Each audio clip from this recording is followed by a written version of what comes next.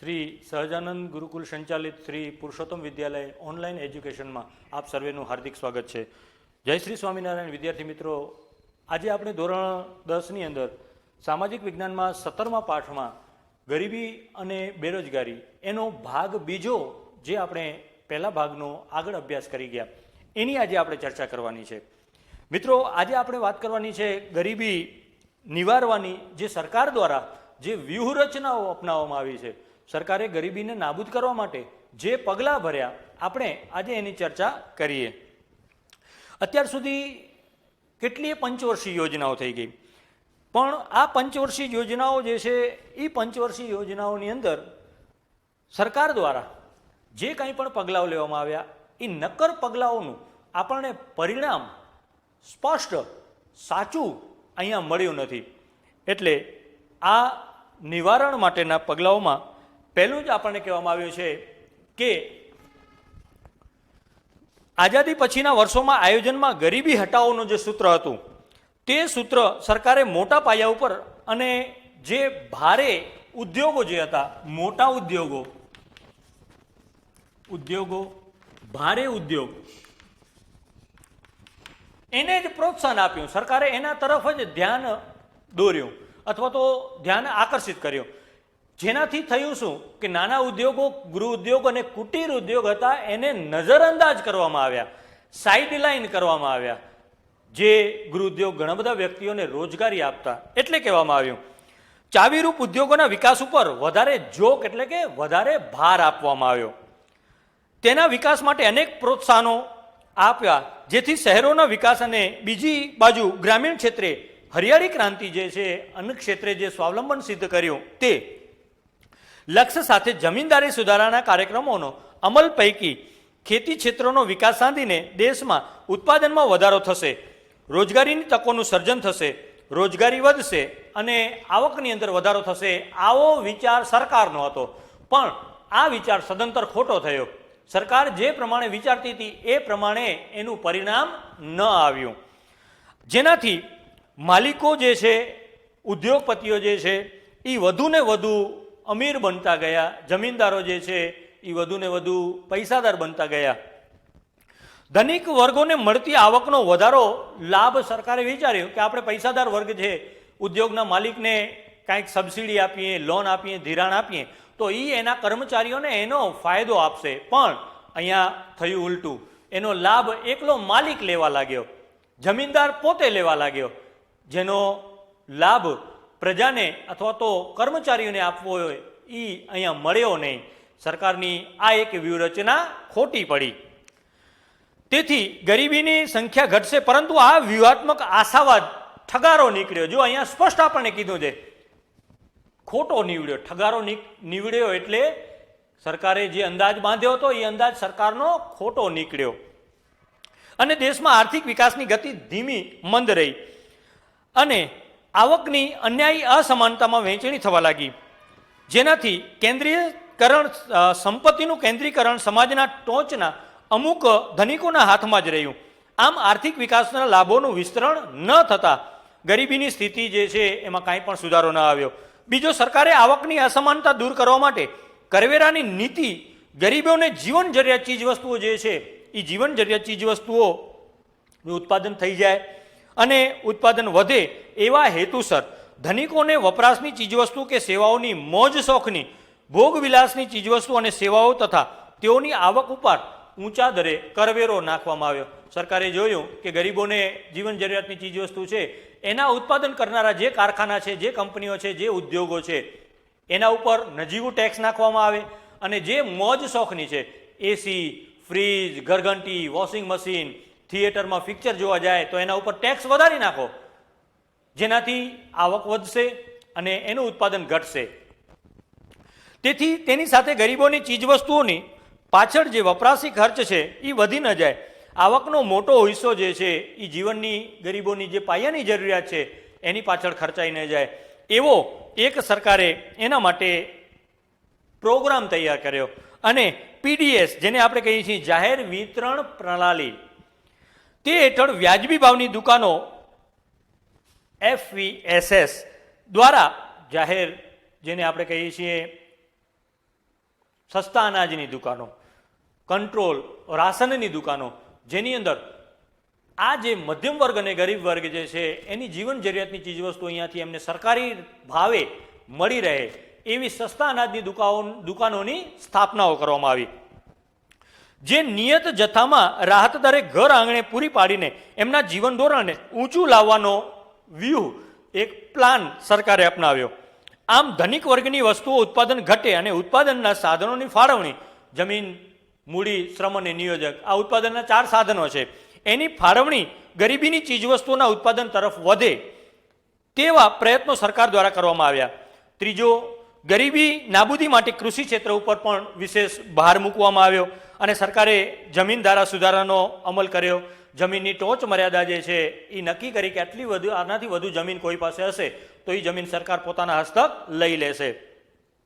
ગણોત નિયમન, ખેડ હકની સલામતી, જે ખેડૂત વર્ષોથી એ જમીન ખેડે છે એ ખેડૂતને એ જમીનનો માલિક બનાવવાનો, આ ખેડ હકની સલામતી અને એના જેવા અનેક કાયદાઓ જે છે એ ધનિક ખેડૂતો કે જમીનદારીની આવકમાં ઘટાડો કરી અને જમીન વિહોણા ખેત મજૂરો, ગણોતિયાઓ જે છે એના માટે આવા કાયદાઓ બનાવ્યા. પણ ગરીબીની સ્થિતિમાં સુધારો લાવવા માટે સરકારે આ પણ એક વ્યૂહરચના અપનાવી. સરકારે કૃષિ અને કૃષિ ઉપર આધારિત અન્ય જે ઉદ્યોગો છે, કાપડ ઉદ્યોગ છે, ખાંડ ઉદ્યોગ છે, ખાદ્ય તેલ ઉદ્યોગ, જે કૃષિ ઉપર આધારિત ઉદ્યોગો છે તે ઉદ્યોગો અને પ્રવૃત્તિઓ વિકસે. પશુપાલન છે, ડેરી ઉદ્યોગ, મત્સ્ય ઉદ્યોગ, વનીકરણ છે, વનમાંથી વનની પેદાશો એકત્રિત કરી અને ગુજરાન ચલાવવું,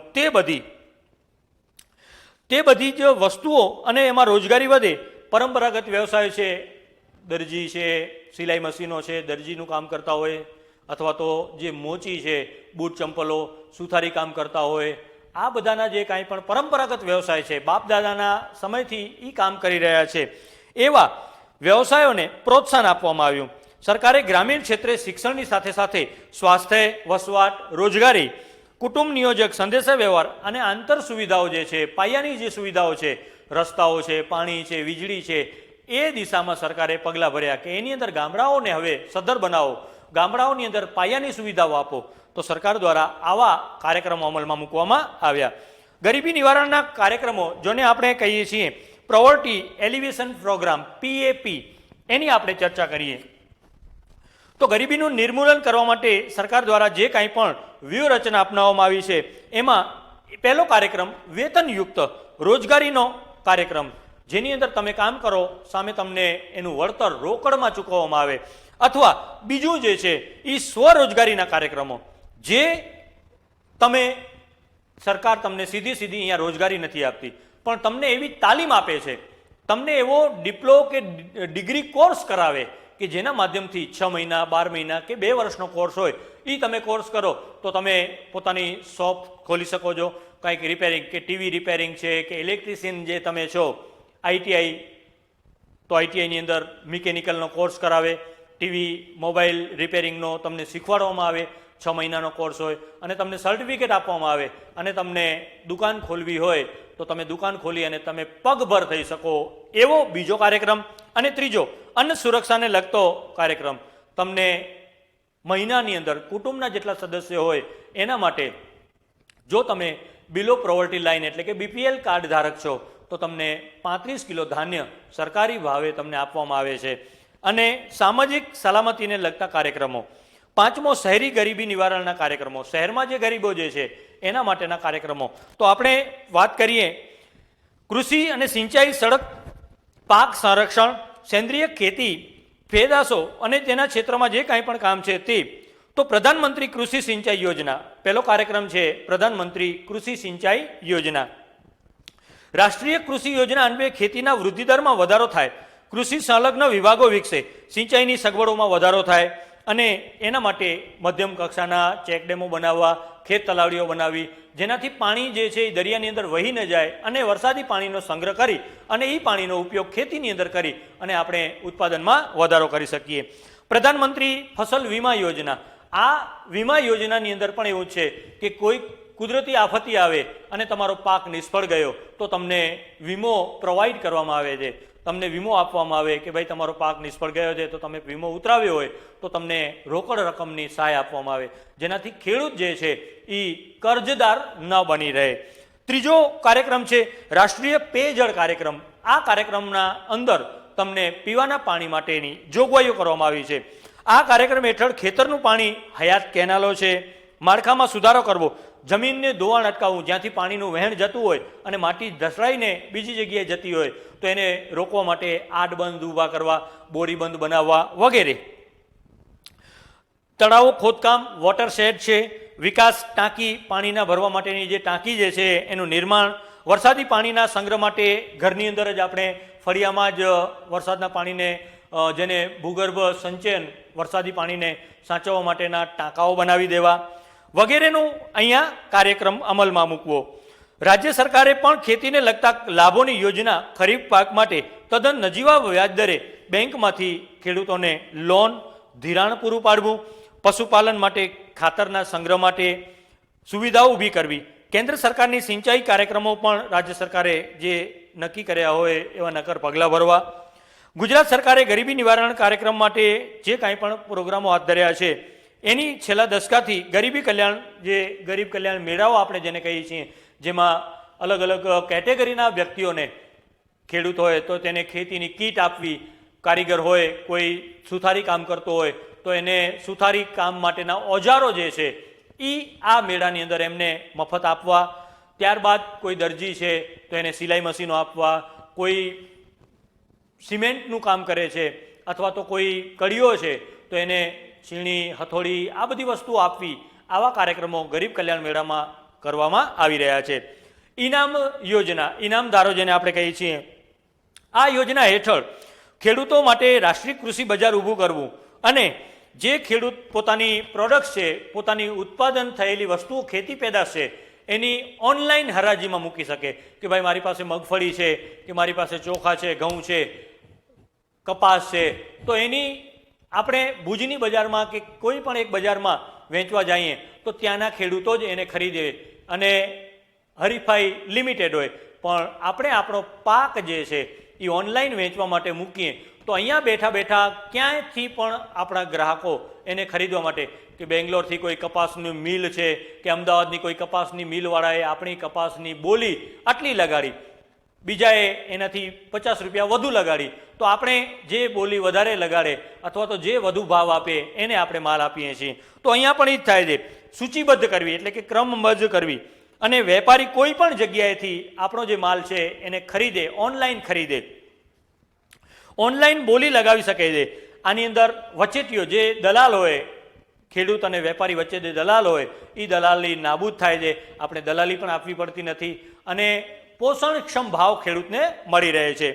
દલાલોથી થતું નુકસાન ખેડૂતોને બચાવી અને ભાવ વળતર જે છે એ વળતર વધુને વધુ આર્થિક વળતર મળે તેવો ગ્રામોદયથી ભારત ઉદય. સરકારને એમ લાગ્યું કે ગામડાઓનો જો ઉદ્ધાર કરવામાં આવશે તો જ ભારતનો ઉદ્ધાર થશે, એટલે એના માટે જેવા કાર્યક્રમો થકી ખેડૂતને વન્ય પ્રાણીઓથી થતા જે નુકસાન છે એના માટે ફેન્સિંગ અથવા તો કંઈક પણ બીજી વાડ બનાવવી હોય તો એના માટે સરકાર દ્વારા એને રોકડ સહાય આપવામાં આવે છે, એના માટે ધિરાણ આપવામાં આવતું હોય છે. ખેતીના યંત્રો લેવા હોય, ટ્રેક્ટર કે મિની ટ્રેક્ટર, એની ખરીદી ઉપર પણ જે બજાર ભાવ હોય એના ઉપર એને સબસિડી આપવામાં આવતી હોય છે. અને જળ સંગ્રહ માટે કોઈ ખેડૂતને ચેકડેમ બનાવવો હોય, ખેત તલાવડી બનાવવી હોય તો એ ખેત તલાવડીઓ બનાવવા માટે સરકાર એને સહાય આપતી હોય છે. દીનદયાલ ઉપાધ્યાય ગ્રામ્ય જ્યોતિ યોજના, આ ગ્રામીણ કક્ષાએ 24 કલાક લાઇટ વિદ્યુત પુરવઠો, આજે ગામડાની અંદર આપણે જોઈએ છીએ કે આપણા ઘરે 24 કલાક લાઇટ આવતી હોય છે, તો આ જ્યોતિ ગ્રામ યોજના આપણે એને કહેતા હોઈએ છીએ. અને આ વીજળીની પુરવઠો પૂરો પાડી અને ઘરોમાં, ખેતરોમાં રાત દરે વીજળી પૂરી પાડવી. દેશભરમાં વીજળીની સુવિધા વિનાના જે ગામડાઓ, 18,000 ગામડાઓ જે છે એમને નવી લાઈનો નાખવી, નવા થાંભલા નાખવા અને હજી પણ ત્યાં ન પહોંચી શકાય તો એના માટે સોલાર લાઇટ જે છે એ સોલાર લાઇટ અહીંયા પ્રદાન કરવામાં આવતી હોય છે.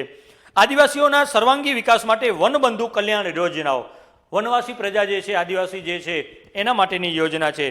આ આદિવાસી મહિલાઓ જે છે એ મહિલાઓ પશુપાલન માટે, સંકલિત ડેરી માટે અને પશુઓની ખરીદી કરવી હોય, દુધાળા ગાય ભેંસની ખરીદી કરવી હોય તો તેના માટે રોકડ સહાય આપવી, એના માટે શેડ બનાવવા માટે, મંડપ બનાવવા માટે સરકાર રોકડ સહાય એને આપતી હોય છે. સેન્દ્રિય ખેતીને પ્રોત્સાહન આપવા માટે રજિસ્ટ્રેશન ફીમાં સહાય, ખેત સામગ્રીની ખરીદીમાં સહાય, ખેડૂતોને તાલીમ આપવી, શિક્ષણ આપવું અને ઓછા દરે આ વસ્તુઓ ખરીદવી હોય તો સરકાર દ્વારા એનું ધિરાણ આપવામાં આવી રહ્યું છે. ત્યાર પછી મુખ્યમંત્રી ગ્રામ સડક યોજનાઓ આપણે ગામડાઓમાં પણ જોતા હોઈએ છીએ, પાકા ડામર રોડ બની ગયા છે. આ મુખ્યમંત્રી સડક યોજનાના અંતર્ગત જે કાચી સડકો હતી એને પાકી બનાવવાનું સરકારે આજે હાથ ઉપર લીધું છે. ગામડાઓને એકબીજા સાથે સડક માર્ગો તથા હાઈવેને જોડતા રહે તે માટે ગ્રામ પંચાયતને સહાય આપી અને શૌચાલય બાંધવામાં આવી રહ્યું છે. ગામડાઓની અંદર શૌચાલય, બાથરૂમ જે બનાવવામાં આવી રહ્યા છે એનું લિસ્ટ તૈયાર કરવામાં આવે કે જે કુટુંબો શૌચાલય વિહીન છે, એમની પાસે શૌચાલય નથી, એમને પંચાયત દ્વારા શૌચાલય બનાવી દેવામાં આવી રહ્યું છે. માં અન્નપૂર્ણા યોજના, આની અંદર અનાજનું વિતરણ કરવામાં આવે છે. ઘણા રાજ્યો એવા છે કે જે રાજ્યોની અંદર તૈયાર ભોજન આપવામાં આવે છે. દાખલા તરીકે તમિલનાડુની અંદર અમ્મા કેન્ટીન ચાલે છે. સવારના 2 રૂપિયાનો નાસ્તો, બપોરે 5 રૂપિયામાં ભરપેટ ભોજન અને રાત્રે 5 રૂપિયામાં ભરપેટ ભોજન. તો આખા દિવસ દરમિયાન 12 રૂપિયામાં ત્યાં ભોજન આપવામાં આવી રહ્યું છે. તો ગુજરાતની અંદર પણ કર્મચારીઓ જે બિલ્ડરો મોટા છે, એની જે કામ કરનાર કર્મચારીઓ છે, ત્યાં આપણે પણ પ્રયોગો માટે આવી કેન્ટીનો શરૂ કરી છે. અને હવે અમુક રાજ્યની અંદર મફત અથવા સરકારી ભાવે 1 રૂપિયો, 2 રૂપિયા અને 3 રૂપિયે ધાન્ય આપવામાં આવી રહ્યું છે. આ યોજના હેઠળ ગુજરાત સરકારે તમામ અંત્યોદય ગરીબ કુટુંબો જે છે એ ગરીબ કુટુંબો માટે અને ગરીબી કુટુંબ જે રહે છે એના માટે મહિનાની અંદર 35 કિલો ધાન્ય આપવામાં આવી રહ્યું છે. સાંસદ આદર્શ ગ્રામ યોજના, કોઈ પણ દરેક સાંસદો જે છે એમણે નક્કી કરેલું એક ગામ લેવાનું અને એ ગામને તમામ પ્રકારની સુવિધાઓ, લાઇટની, રસ્તાની, દવાખાનાની, શાળાની બધી જ સુવિધાઓ આ દત્તક લેવું, ગામ દત્તક, સાંસદે ગામ દત્તક લેવું, એ સાંસદ દત્તક આદર્શ ગ્રામ યોજના કહેવામાં આવે છે. જે બધું જ વ્યક્તિઓ જે છે ગામડું છોડી અને શહેરોમાં જાય છે એ સ્થળાંતર અટકાવવા માટે આ યોજના અમલમાં મૂકવામાં આવી રહી છે. મહાત્મા ગાંધી રાષ્ટ્રીય ગ્રામીણ રોજગાર બાંહેધરી, ખાતરી આપવામાં આવે છે તમે મનરેગા કામ છે તેમાં પાણી માટેના કૂવાઓ ખોદાવો, પાણી સચવાય એના માટે માટી તળાવમાંથી ઉલેચવી અને આ મનરેગાના કામમાં તમને 100 દિવસની ફરજિયાત રોજગારી આપવામાં આવે છે. અને સરકારે નક્કી કર્યું હોય એ તમને મહેનતાણું આપવામાં આવી રહ્યું છે. ઘણીવાર મહેનતાણાની સાથે તમને અનાજ પણ પ્રદાન કરવામાં આવી રહ્યું છે. તો 100 દિવસની રોજગારી એના માટે પણ સૂત્ર પણ આપવામાં આવ્યું છે કે આપણા ગામમાં આપણું કામ સાથે મળે છે વ્યાજબી દામ. કામ તો ગામમાં મળી જ રહે પણ એની સાથે પૂરો ભાવ પણ તમને મળતો હોય છે. મિશન મંગલમ, આ યોજના દ્વારા રાજ્ય સરકારે ગરીબી રેખા નીચે જીવતા જે કુટુંબ છે એ પરિવારની જે મહિલાઓ છે એ મહિલાઓને સભ્ય બનાવી અને સખી મંડળો બનાવવામાં આવતા હોય છે. અને એમને કાંઈ પણ કામ કરવું હોય, ભરત ગૂંથણ માટેની અથવા તો સિલાઈ માટેની અથવા તો મહેંદી માટે, પાર્લર માટે કાંઈ પણ કામો કરવા હોય તો એની સહાય સરકાર દ્વારા મિશન મંગલમની અંદર આપવામાં આવી રહી છે. પાપડ, અથાણા બનાવવા માટે જે કાંઈ પણ સહાય જોઈએ એ સહાય ધિરાણ સરકાર દ્વારા કરવામાં આવે છે. દંતોપટ ઠેંગડી કારીગર વ્યાજ સહાય યોજના, આ યોજના દ્વારા રાજ્ય સરકાર હસ્તકલા અને હાથસાળ, જે હાથેથી કાપડ વણવામાં આવી રહ્યું છે એના કુટીર ઉદ્યોગના કારીગરોને કાચા માલની ખરીદી માટે ઓછા વ્યાજની બેંક લોન આપવામાં આવી રહી છે. જ્યોતિ ગ્રામ યોજના વિકાસ યોજના, આ યોજનામાં ગ્રામીણ વિસ્તારમાં આવક અને ઉદ્યોગ સાહસિકતા માટે, બેરોજગારી ગ્રામ્ય વિસ્તારમાં ઉદ્યોગ સ્થાપવા માટે પ્લાન્ટ, યંત્ર સામગ્રી વગેરે બેરોજગારોને આપવામાં આવી રહ્યું છે. બાજપાઈ બેન્કેબલ યોજના, આ યોજના શહેરી અને ગ્રામીણ બેરોજગારોને જેઓની ઉંમર 18 વર્ષથી લઈ અને 65 વર્ષની વચ્ચે હોય, એમને 4થું ધોરણ પાસ હોય તેમને તાલીમ આપી અને ઉદ્યોગ કે વારસાગત જે બાપદાદાનો જે વ્યવસાય હોય એ સ્થાપવો હોય તો એના માટે ધિરાણ આપવામાં આવી રહ્યું છે.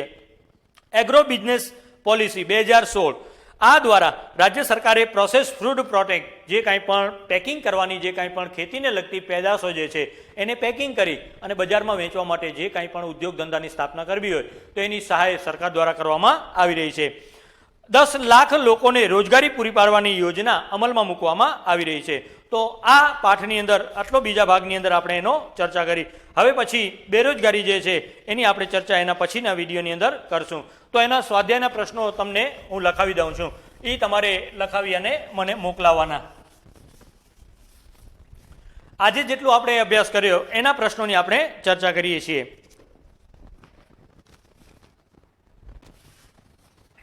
પ્રશ્ન 1 સ્વાધ્યાય.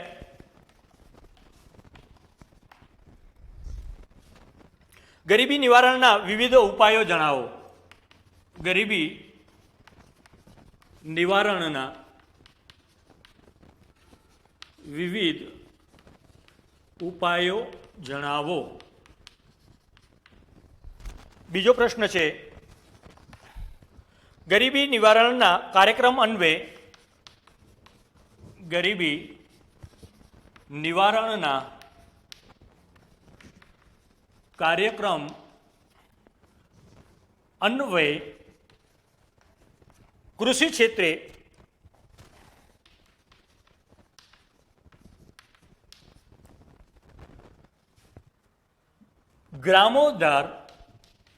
ગ્રામોદયથી ભારત ઉદય કાર્યક્રમ હેઠળ સરકારે લીધેલા પગલાઓની ચર્ચા કરો. ભારત હેઠળ સરકારે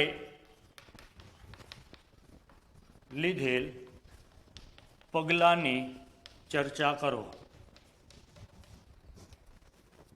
અને છેલ્લો ત્રીજો પ્રશ્ન, ગરીબી ઘટાડવા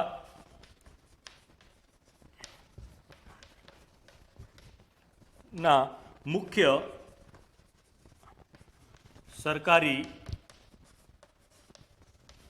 ઉપાયોની સમજૂતી આપો.